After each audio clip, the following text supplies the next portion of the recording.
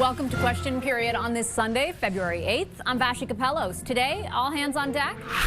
Hello, Canada. I'm here in Washington, D.C., where I've been having some very productive, promising, and positive conversations. A Conservative MP's surprise solo mission to Washington is raising eyebrows among his political opponents. But Jamil Jivani, a longtime friend of U.S. Vice President J.D. Vance, says he had a productive meeting with administration officials.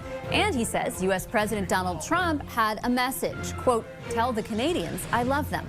Could Jivani's trip help trade talks? I'm going to ask outgoing Canadian ambassador to the U.S., Kirsten Hillman, plus former U.S. President Joe Biden's top national security official, Jake Sullivan, is here to discuss the future of the Canada-U.S. relationship. Then, an automotive Hail Mary? We have to prepare for all possibilities. With Canada's automotive sector facing an existential threat from the White House, the federal government unveils its new strategy. Out electric vehicle mandates, in electric vehicle rebates, and still to be detailed stronger greenhouse gas emission standards. What does that mean for Canada's overall climate objectives? Environment and Climate Change Minister Julie Dabrusin is here, and I'll ask her. Plus, old foes, new friends. Canadians need hope right now. They need hope. You want to sneak by here? Good to see you. This is not hope. This is not hope over here. Conservative leader Pierre Poilievre meets with Prime Minister Mark Carney. The two leaders are signaling a willingness to work together, but will the spirit of cooperation bear any results? The Sunday strategy session stands ready to tackle that question. We'll start today with that solo diplomatic mission to Washington. On Wednesday, Conservative MP Jamil Jivani, a longtime friend of U.S. Vice President J.D. Vance, traveled to D.C. for meetings with the Trump administration. Mr. LeBlanc gave a briefing to Mr. Jivani, who I don't believe is the trade critic for the opposition, certainly not the Minister of International Trade, nor the Prime Minister. Mr. Jivani's community has been hit with a massive job loss, 1,200 jobs in the auto sector. And he's going to fight for those auto workers. The trip took place while Canada and the U.S. remain in the throes of a now year-long trade war.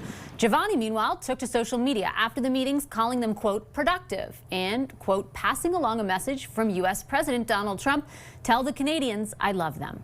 Joining me now is Canada's outgoing ambassador to the United States, Kirsten Hillman. Ambassador Hillman has represented Canada in D.C. for nearly 6 years and played a lead role in the renegotiation of NAFTA before that. This is her final interview in her role. Hi, Ambassador. Such a pleasure to see you as always. Thank you so much for making the time. Thanks for having me, Vassy. I have a number of questions about, overall your time in office, but I got to start off on some things that occurred this week, and in particular some of the complexities of the relationship between Canada and the U.S. There is a Conservative MP who made his way to Washington to meet with some people that he knows. There one individual in particular in the administration, and I just wondered if you were in touch with him at all in advance or during that trip. So he has reached out to my office. And we are going to have a chat once his meetings are over, and sort of I'll get a debrief from him on how things went. Yeah. I wonder what your thoughts are, because I remember interviewing you way back in the day when, in particular, we could reflect on the experience of renegotiating NAFTA prior to 2020, and this Team Canada approach existed at the time, wherein members of the opposition, premiers of different political persuasions, everybody kind of made their way to Washington to lean in on the connections they had in order to convince the White House of Canada's case and convince other legislatures of Canada's case. You have reflected many times in the past few years about how centralized the decision making is with President Trump. Do you think that necessitates a change in the approach? I think that it's always good here to have advocacy from all quarters of our country, from across the country, from different political parties, from the business community, from premiers. I think advocacy and getting the word out and the facts out around the value of having stable and open trade with Canada to as many U.S. interlocutors as possible is always valuable. It is absolutely clear that this time the president is very much more central to every decision that is being made on the trade front, not just with Canada, but with the world. And his vision is much more central. But that doesn't mean that this advocacy isn't valuable, because he does listen, of course, as an elected official, to the people that he represents, that are he's responsible to. And many of those people, and in fact, I would say almost unanimous here within the U.S. business community, is that keeping the CUSMA in place and keeping it functional and keeping this trading block with Mexico and Canada efficient is in the U.S.'s best interest. So that advocacy makes a difference. You have more experience in this than anybody else. Do you think the president wants to keep it? You know what? I don't think I can answer that question. I think that the president has a strong view around the U.S. being able to do more itself. How that translates with respect to this treaty, I don't know. I think he says different things at different times. I think for Canada, what's important is that we just keep working consistently with those, and there are so many of them in all three countries, that understand factually why that treaty keeps American business more competitive, creates more jobs and keeps their economy in a good place. And I think that a lot of people are getting that message to the president. As you reflect on your time in this role and sort of the status of the relationship, what do you think Canadians wouldn't know about the relationship between Canada and the United States? So one of the things that really you can't really understand unless you live it, I think, here, is the degree to which we interact with Americans in different ways every day in so many respects. So we have, here at the embassy, we have 13 different government ministries represented, from transportation to energy to environment to finance, right? All these different ministries. And that's a reflection of the fact that we are, as Condoleezza Rice actually coined the phrase, that the issues between Canada and the US are often condo issues. They're issues that countries that live right beside each other have, whether it's environmental protection or our border or law enforcement or trade, obviously. And so something comes up every day, and it's not always problems. Often it's like good things that we're trying to celebrate that we're doing together. And I don't think I could have ever appreciated just the millions and millions of different ways in which Canadians and Americans interact every day. It's quite remarkable. Given the scope of that, do you think that that is hard to undo?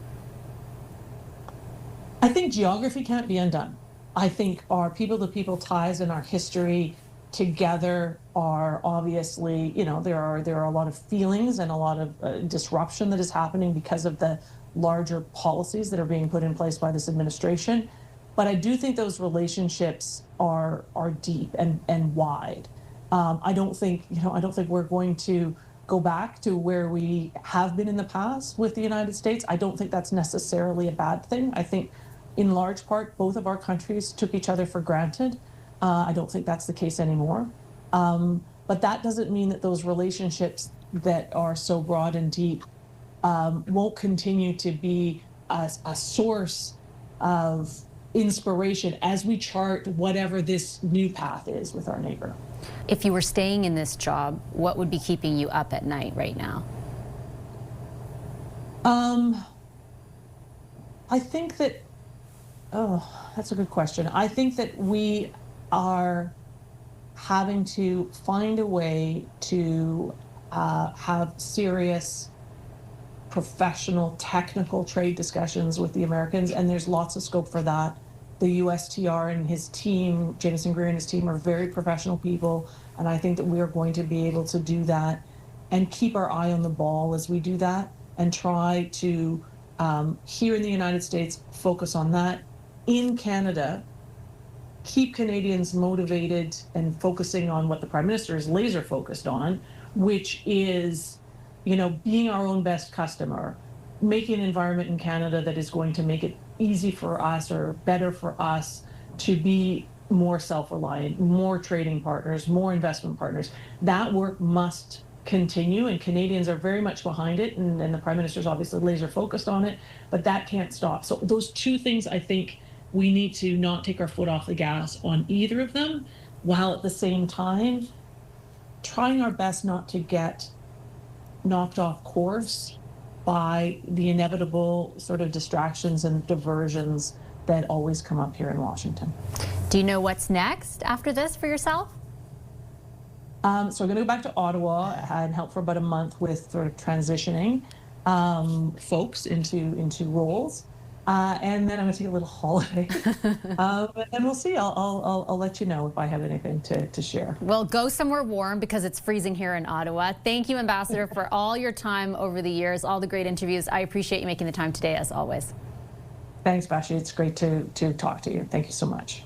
Coming up, here we go again. The Canadian government's new automotive strategy scraps the electric vehicle mandate in exchange for consumer rebates. What does it mean for Canada's climate targets? Environment and Climate Change Minister Julie Dabrusin joins us after a short break.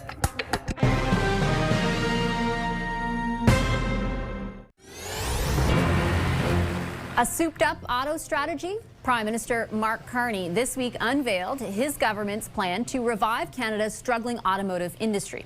It's launching a new electric vehicle consumer rebate and scrapping the contentious Trudeau-era EV sales mandate, replacing it with new emissions standards. The goal, according to Carney, is to make the Canadian auto industry both less reliant on gas-powered vehicles and less dependent on the United States. So what does it all mean for Canada's climate targets? With me now is Environment and Climate Change Minister Julie Dabrusin. Hi, Minister. It's good to see you as always. Thank you very much for making the time. Good to see you. Thanks for having me. Officials who were briefing the media on the new EV strategy in particular and the new emission standards yesterday late last week could not say by how much the new measures will actually decrease emissions, despite being asked on numerous occasions. How can the Prime Minister, as he did in that press conference making this announcement, continue to call your government a leader on climate change when that basic question can't be answered? Well, maybe I can help with a few things, including being able to provide more of an answer toward that, because I think he did actually in the announcement provide some of the numbers.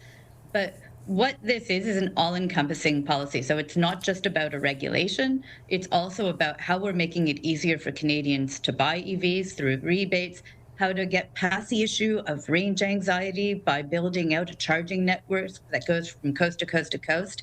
And also, how do we make it durable by being able to build and incentivize building these vehicles here in Canada? So it's not just one piece, it's an all-encompassing auto strategy about how do we move towards EVs as a country. But as he said, the way it's set up is that the regulations for greenhouse gas emissions will be about equivalent to what it would be if we had 75% EV sales in 2035. And he actually did provide the numbers for that. That's going to be through GHG emissions reductions, what we might call tailpipe reductions. That would bring us down by more than half from where we are now. So the number is right now we're at about 172 grams per mile. It's preliminary because we're going to have to complete the regulations, but right now that would bring us to about 74 grams per mile. Significant reduction. Yeah, I guess the point that officials kept making was that those regulations will be key, and same with environmental groups, right? That there are still many details to work out before you can conclusively say, it's going to supplant what we had in mind by X amount. And I did want to point out that it's not just me sort of inventing that, right? We've seen different environmental groups respond to this, like Environmental Defense, calling the decision to scrap the mandate a, quote, huge setback. This approach to regulations is fundamentally weaker, the organization says, than a binding EV sales standard. The Canadian Climate Institute warned the switch away from sales targets to stronger emissions, tailpipe emissions, won't achieve the same level of emissions cuts or improve the supply of EVs. While the improved vehicle efficiency standards provide manufacturers with greater compliance flexibility, they don't guarantee more EVs will be available to Canadians. So environmental defense groups are criticizing the move because it is compounded, obviously, with other rollbacks when it comes to climate change policies. Why does the Prime Minister continue to call your government a leader on climate change? Why not just stop pretending? But look, we're continuing to be ambitious. And in fact, there were also a number of organizations that came out to say that the way we're doing it, not just with having a regulation, but with having everything around it, it's built to last. It's an entire infrastructure around EVs that goes to, like I said, encouraging people to buy EVs by having these rebates, also the charging infrastructure. A lot of the times what I hear is pushback about moving towards EVs is people are concerned about range anxiety. We're tripling the investments that we're putting towards EV charging network across the country. And at the same time, we're working on increasing the number of vehicles that would be available to Canadians by creating incentives to build more EVs here in Canada. It's not just a regulation. And I think that that's where the switch is. Yes, there's a regulation, and the regulation does go towards reducing emissions. I don't think we should lose track of that. It does actually reduce emissions. But the other part is that we're making it a durable policy by putting it at the center, more of a whole of government approach, where we have an auto strategy. And in the past, what I found is you would have a regulation and it might just stick out as the only thing on its own. Here, the entire policy of how we're going to move towards EVs and how we're going to move towards low carbon future for our automobile sector is right at the center of an automobile strategy that brings everything together in one place. I actually think that's more ambitious, it's more durable, and that's what we should be looking towards. I certainly take your point on the approach, and I wouldn't question the motivation.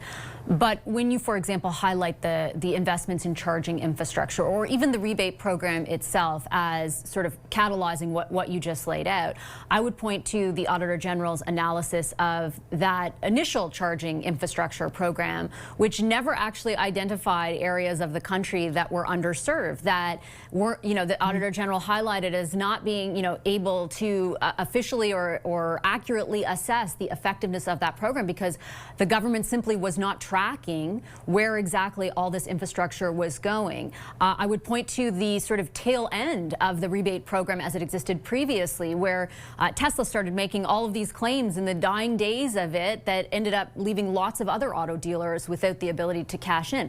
Like, can Canadians trust you to make good on these policies in order for them to actually be as effective as you're promising?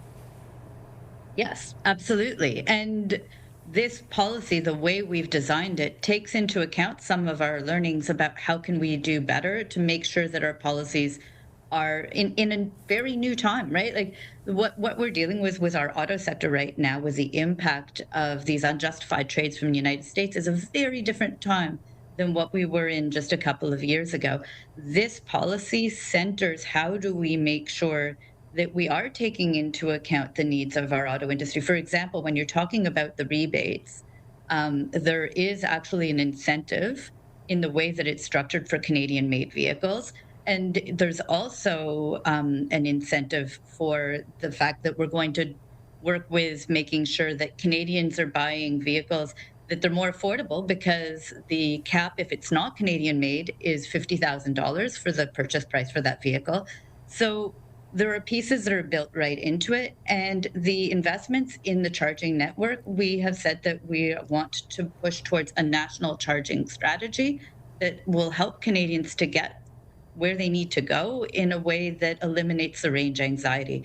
That there's actually a lot of thought that has gone into it. And what I appreciate about the way that we're pulling things together now is that I get to work as an environment minister side by side with ministers of transport, ministers of employment and labor, minister of industry. We're all sitting together and working together on how we develop this policies. It's much more a whole of government approach.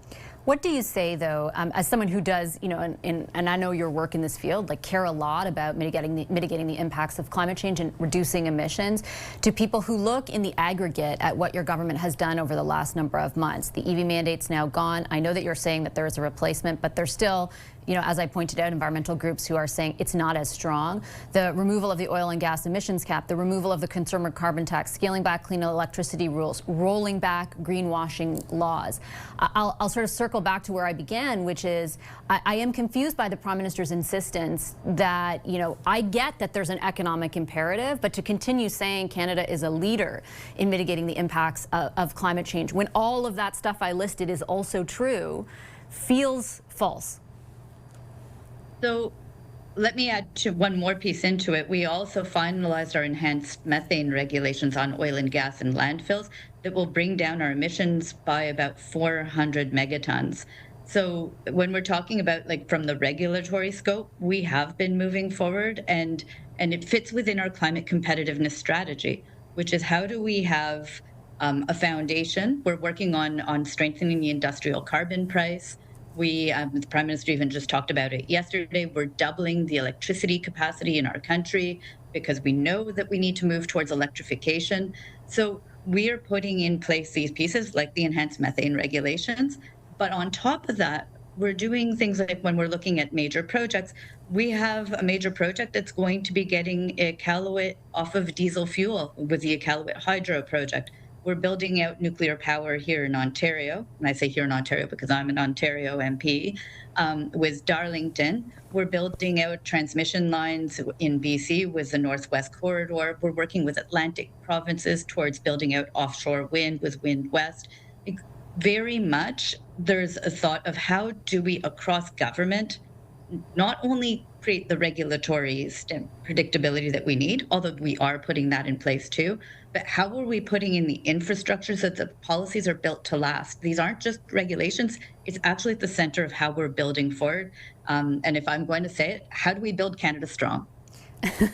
But with due respect, you know, that's exactly how, for years, your previous government would tell me those policies would work too, right? And insisted that they were in combination the only way to reach these climate targets, which are so imperative. Your department's own analysis just a few weeks ago shows best case scenario, even if you take into all the measures that have been promised but not yet implemented, we are still 12% shy of the 2030 target. 40% below, 45% below the 2005 levels for emissions reduction. So even though you describe all those things, and I don't negate the approach that you're taking, they will not get us where the previous government said we had to go.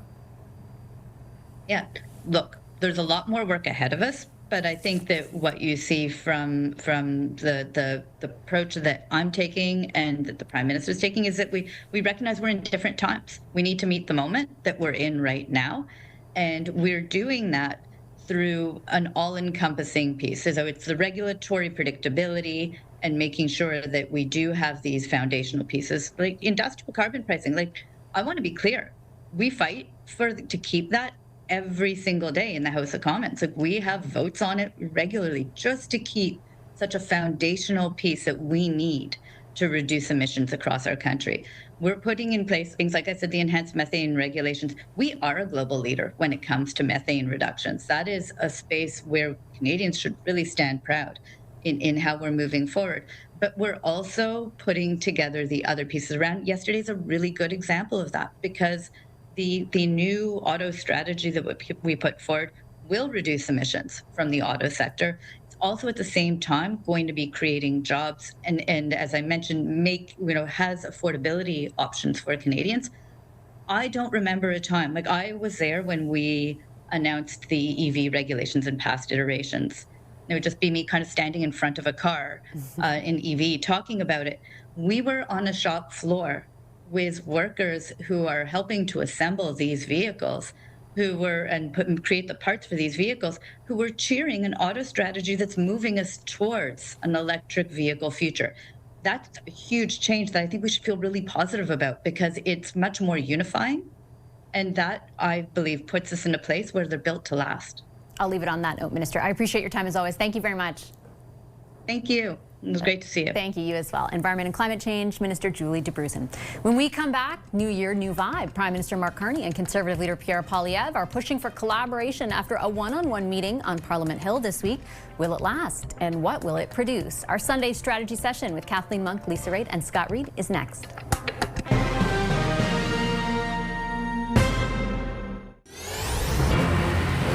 Canadians need hope right now. They need hope. You want to sneak by here? Good to see you. This is not hope. This is not hope over here. Well, look at this. We've got a. We're working. We're actually going to work. You better start. Conservative leader Pierre Poilievre this week ahead of a meeting with Prime Minister Mark Carney criticizing the Liberal government for the cost of living. After the half-hour sit-down, however, a spokesperson for Poilievre described the conversation as a, quote, good meeting. Poilievre also wrote on social media that he offered specific suggestions on how to bring back investment and restated the offer from Conservatives to help in the Canada-US negotiations. Carney, meanwhile, wrote, "We need Parliament to move swiftly to deliver for Canadians and that it's an important time to be working together." So what might the joint push for collaboration signal and how does it play politically for both parties? Our Sunday strategy session is here to talk about that. Kathleen Monk is a former NDP strategist and director of communications to the late Jack Layton. Lisa Raidd is a former Conservative deputy leader and current vice chair and managing director of global investment banking at CIBC. And Scott Reid is a CTV News political analyst and former communications director to Prime Minister Paul Martin. Hi, everybody. Hey there. Scott, I'll start with you. How real do you think the spirit of collaboration is right now? Not much. I know everybody loves this talk of cooperation and collaboration, and of course, and we did see them working together on the GST rebate. But you know, the excitement and fanfare that surrounded that meeting, I did not think was matched by the results. And I don't want to be an atheist in church when it comes to this whole brand new era of cooperation and big pivot in Parliament, but I just don't think it's happening. And I don't think it's happening because the readouts from both leaders were about as tepid and mailed in as you could expect. That photo they released of the two of them, they were so far apart. They looked like divorced parents at a wedding. Like, it just, to me, the whole excitement about, well, there's a brand new tone and strategy, I'm not really sure I buy it. They may end up linking up on a couple legislative initiatives, but at the end of the day, Pierre Poilievre wants Mark Carney's job, and Mark Carney wants Pierre Poilievre behind him. So I just don't think we're going to see some reversal of the laws of political gravity. Well, we know who the cynic is among us. Just kidding, just kidding. Lisa, how real do you think it is? And what are what's the political or strategic incentive for each side to present this to the public? Well, while both leaders probably were gritting their teeth a little bit, they both know as well that the message that they're sending to Canadians, the non-cynical ones, Scott, but the message they're sending to Canadians is, quite frankly, we're going to work together for you because we know it's important to you. And it is important to Canadians to see their leaders working with one another. And the main reason being is that the threat from the South is real. And it's very concerning, and more we're seeing jobs being lost to the United States and more closures and more announcements, so there's a lot more anxiety about it. So I think it was smart for them to do it. What will they do going forward? I don't know. But if you look through the annals of history, you'll oftentimes see prime ministers talk about the fact that they did work with their leader of the opposition. It may not have been something that was apparent. Jack Layton, Stephen Harper, Tom Mulcair, Stephen Harper, they did work together, and they did. I mean, Tom still says nice things about Stephen Harper in their moments when they were working together, but he would try to rip our throats out on the floor of the House of Commons at the same time. So what you necessarily see outward may not be exactly what's happening inside. Yeah, it's interesting you raise that example because Tom was actually on our program this week, Kathleen, when we were covering the portrait unveiling, the official portrait unveiling for former Prime Minister Stephen Harper, and he actually described like very regular meetings that they would have. That the Prime Minister at the time, like Prime Minister Harper, took it very seriously to apprise him of like everything that was going on. They had tons of dialogue, in that basically they knew they were at each other's throat, and quite effectively, actually, if I remember back to that day, in Parliament, but that it was different behind the scenes. I think during the Poilievre-Trudeau era, it didn't feel like that was going on. Yeah. I don't know if it could be characterized the same way. Can things meaningfully change? I think they can, and I think that Prime Minister Carney, has demonstrated that. He's not just meeting with the opposition leader, Pierre Poilievre. He has met with other opposition parties too, like Don Davies and whatnot. But I mean, even though we're approaching Valentine's Day, I don't think what we saw this past week is a love-in. I don't think that it's actually, a real sense of cooperation yet. It's more political, statesmancraft. It's more political choreography, frankly, and what they want to put forward to the public, because nobody wants to have an election right now. So they can't be seen as obstructionist. And Scott's right, there was some genuine movement on the Conservatives to let that GST bill, put that motion forward to expedite it through Parliament. But I think what we really have to watch for is the Budget Implementation Act. Is that where the cooperation is actually going to break down? Because that's a bill that all parties have resisted, have not helped move through, and that's the bill that, frankly, the government needs to see go through. They don't want that parliamentary paralysis. They want things to be moving through. So there's reasons on all sides for there's more cooperation, including, as you mentioned, Stephen Harper. He was in town this past week. Conservatives saw a former prime minister, a former conservative leader who was more cooperative, who was more conciliatory in tone at times, and I think they saw, Stephen Harper this week, and a lot of conservatives are urging their leader to be more like the former conservative leader in Stephen Harper. I would say only on the Budget Implementation Act. I get the point, and that's certainly what the Prime Minister has said he stressed in the meetings that have taken place. But that act is like 600. That bill is 600 pages, and not just about the the budget. On the prospect of an election, Scott, when you see what's unfolded over the past few weeks, what is your assessment about the likelihood of one? I think behind the scenes, at least Liberals who were talking more prior to Christmas about there definitely being one sooner rather than later have stopped doing so. That could mean they're planning one. No, what I really think is, notwithstanding the polls, which we'll see exactly where they settle out, but there appears to be a little bit of a bounce for Mr. Carney and the Liberals coming out of January. I don't think the Liberals are stampeding toward a spring election. I still think they need, given the gravity of the issues that confront us as a country, given the threats of Trump and the economic anxiety that people feel, I think they would need an explicit trigger. They would need a very firm, clear justification. And I think that all ends up not in the hands, in some ways, of Mark Carney or Pierre Poilievre. I think that's kind of in the hands of Donald Trump. If he were to abrogate the USMCA and say, look, I'm going to start these negotiations by serving 6 months' notice, then I think you might see the Prime Minister justifiably say, you know what, I need to go to the people and get a mandate. I think failing some sort of eruption like that, some sort of enormous move on the part of the Conservatives to block Parliament, which I don't think they're going to be foolish enough to do, I'm not certain there's going to be grounds in the broader political context for an early election call. I still believe there will be an election in 2026, but I don't think one's imminent just because we've seen favorable polls. Yeah, this week it's interesting also the Liberals announced 2 candidates for by-elections whenever those are called, which also kind of lends itself to the one from the Ontario NDP, for example, and the other one kind of a well-known family physician, Daniel Martin, both of them more on the progressive side of things, Lisa, which kind of lends itself to the idea that if they're planning for by-elections, maybe they're not planning for an imminent election. What do you think the possibility of one is? I'm surprised Scott said yes to 2026, but not imminent. I think that what it comes down to is in that Budget Implementation Act, if the government takes a very entrenched position and refuses to change anything in there at the call of either the opposition Conservative or the NDP or the Bloc, then we may very well see the House fall. It is in the hands of the Liberals at the end of the day if they would like to take any advice from the opposition parties in terms of that Budget Implementation Act, because that is a confidence motion. So we'll end up seeing how they're going to approach it. I think it's dangerous for the Prime Minister to call an election, but I think it's not as dangerous for the House to fall on a confidence motion because you need a mandate to do certain things in the country. It feels like no opposition party, though, will imminently force that to be the case. Like, it doesn't seem like and we saw them literally hiding behind the curtains the last time, and in order so the government wouldn't fall. So I agree. It's more likely that, as Scott said, frankly, that Trump will force Carney's hand. That we've heard Lutnick and others say that the negotiations are pushed to the end of summer.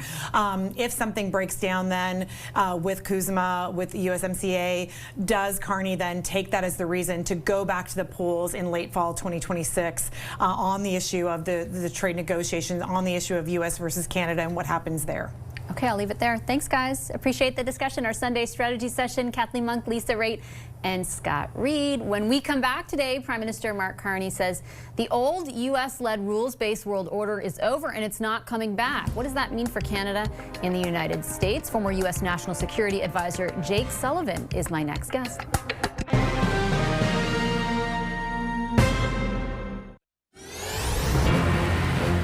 Welcome back to Question Period. 2025 was a pivotal and alarming year in Canada-U.S. relations. The return of Donald Trump to the White House brought with it a trade war, and threats to Canada's sovereignty. The stark turn for the worse in bilateral relations led to Prime Minister Mark Carney openly eulogizing a U.S.-led international rules-based order. But what does that mean for the security of Canada and more broadly the globe? Jake Sullivan served as former U.S. President Joe Biden's national security advisor. Hi, Mr. Sullivan. Pleasure to meet you. Pleasure to have you on our program. Thank you for making the time. Really appreciate the opportunity. As we outlined there in the introduction, things certainly have changed in the world with Trump version 2.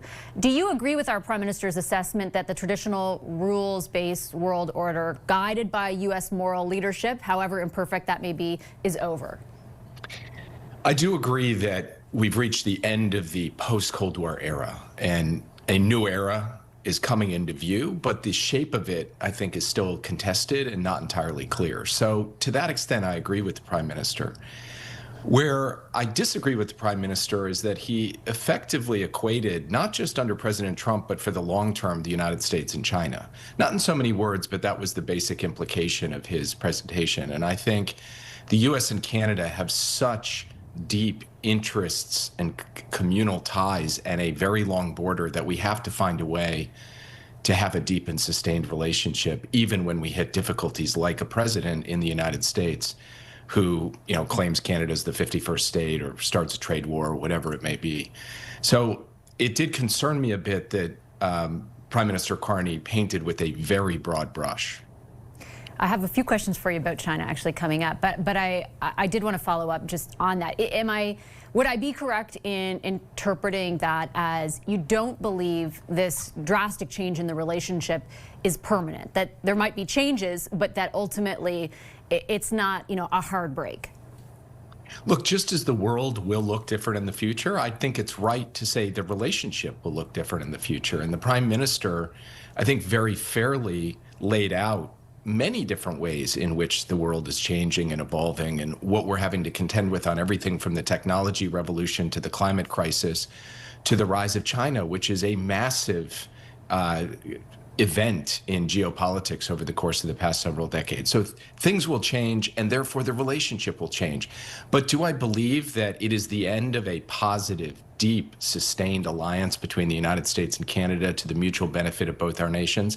I do not think that is inevitable, and I think that that would be a very, very negative outcome because the U.S. and Canada living side by side with one another, benefiting from each other economically, socially, in terms of national security, this has been a fantastic dividend for our peoples, and we have to find a way in new forms with new modes to the relationship to move forward. And that doesn't at all erase the current challenges or difficulties, and I'm not trying to whistle by the graveyard on those, but it does take the long view. It takes the long view about what is fundamentally in the interests of both the United States and Canada.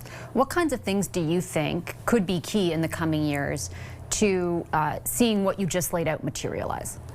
Well, first, I think that the United States and Canada have many reasons to deepen their supply chain integration so that we sustain a vibrant industrial base in the technologies of the future, in clean energy, including electric vehicles, in biotechnology, in artificial intelligence and the compute power that's going to be required to drive the artificial intelligence revolution. I think in all of these areas, economic and technological integration between the U.S. and Canada will be profoundly important. And then in the changing security landscape, there's just no getting away from the fact that we inhabit the same North American continent, and that we have to find a way to think about the evolving security threats that we face, including a growing nuclear threat from the People's Republic of China, and find ways to ensure that we're defending our people effectively. So what would you say to Canadians who understand on the face of it what you just said, particularly around, for example, new technologies and deepening the security relationship,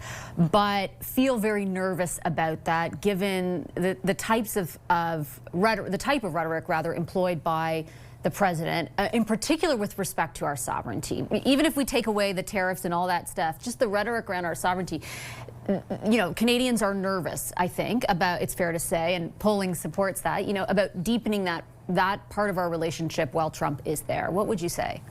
I would say I get it, and I want to be very clear. I think if I were a Canadian citizen listening to the head of state of another country basically question whether my country had a right to exist, to be a sovereign independent state, I would have a very, very hostile reaction to that. So I completely understand it. I also understand not just that general reaction, but the more specific substantive response that was embedded in the Prime Minister's speech, which is, look, we can't put all of our chips on one number on the roulette table, because the United States has shown that it could at any point decide to weaponize the interdependence that the US and Canada have against Canada. I get that too, which means diversification. So I think the way in which Canada has chosen to try to deepen its economic ties with the European Union, with India, with other democratic nations around the world, that is a totally logical thing. It makes sense to build up a set of partnerships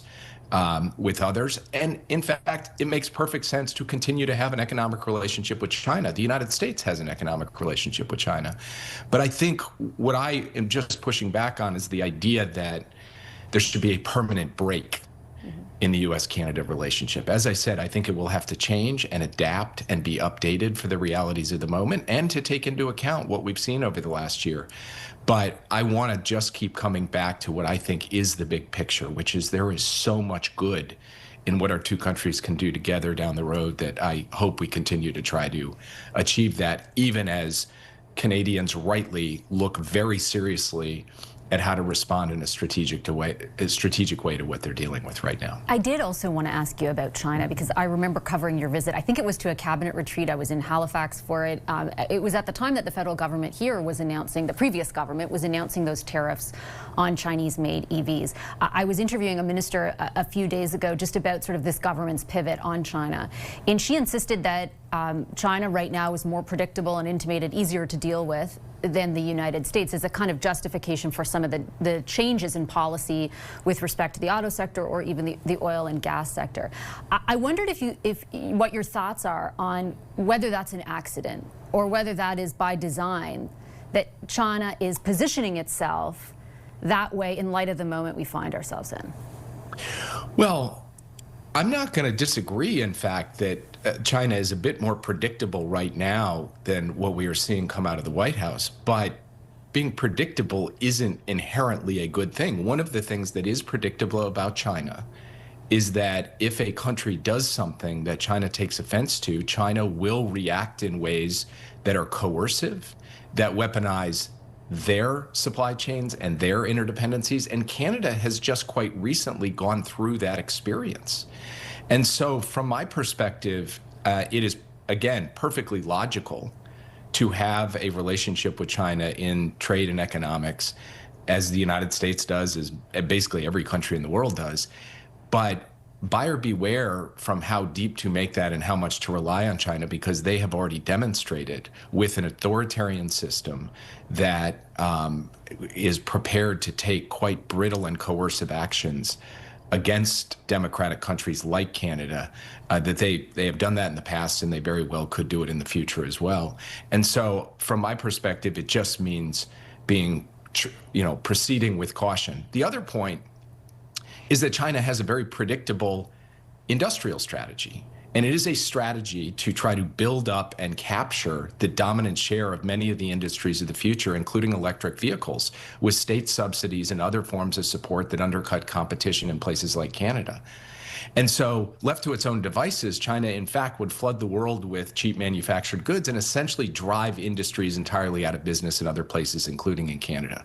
So there is a logic to the US, Canada, Europe, and others having some countermeasures to make sure that China does not, in fact, become the sole manufacturer of many of the advanced technological products in the world, that we sustain robust industrial bases in our countries, and that Canada does so for itself. So for those reasons, I think it makes sense to have a economic relationship with China, but to proceed with caution in doing so. Would you have kept those tariffs on? I would have kept the tariffs on. I think that those tariffs made sense. They are matched by tariffs on electric vehicles in the United States and many other countries, Brazil and Turkey and India and others. In fact, even the European Union has tariffs on Chinese electric vehicles. So from my perspective, that made sense. But look, it's not really my place to Monday morning quarterback, as we as we say down here on this side of the border. to Monday morning quarterback a prime minister's decision on a tactical trade arrangement that involves opening the Chinese market to Canadian goods. I don't know all the ins and outs of it. I think in general, a level of tariffs on Chinese electric vehicles makes sense both for security reasons and for economic reasons. But I also understand why Canada has decided to hedge here. Okay, I'll leave it on that note. Mr. Sullivan, a real pleasure. Thank you for making time for the conversation. Thank you for having me. When we come back, a true Canadian moment calls for national unity from former Prime Minister Stephen Harper, who marked 20 years since forming government this week, and kind words from Prime Minister Mark Carney, plus Harper's official portrait unveiling in Parliament. Stay right there. We've got more question period just ahead.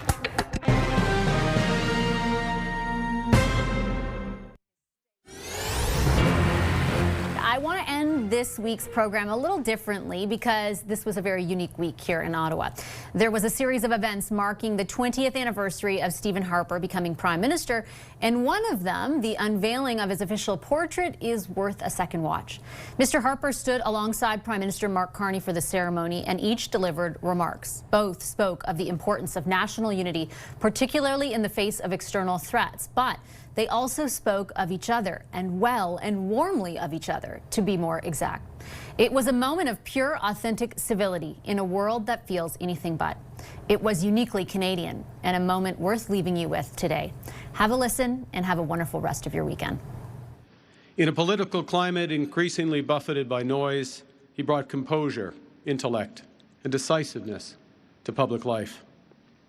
Qualities that helped see Canada through one of the most perilous times since the Great Depression. Prime Minister Harper consistently understood that Canada's strength has always come from holding together a country that stretches from coast to coast to coast. I sincerely hope that mine is just one of many portraits of prime ministers from both parties that will continue to be hung here for decades and centuries to come, but that will require that in these perilous times, both parties, whatever their other differences, come together against external forces that threaten our independence and against domestic policies that threaten our unity.